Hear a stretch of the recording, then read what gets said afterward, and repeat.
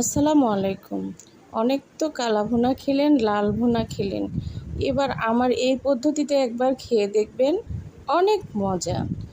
মাংসগুলো গত রাতে রান্না করেছিলাম, সেখান থেকে কিছুটা নিয়েছি। এবার এভাবে কড়াইয়ের মধ্যে জাল করে নিতে হবে। তাহলে দেখবেন ধীরে ধীরে তেল এভাবে ছেড়ে দিবে আর কালো রং ধারণ করবে।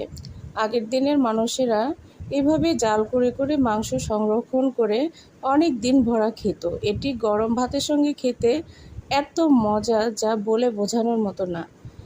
এর সঙ্গে একটু আলুর ভর্তা, ডিম ভাজি আর এই মাংসটা হলে আপনার সকালের খাবার বা দুপুরের খাবার হয়ে যাবে।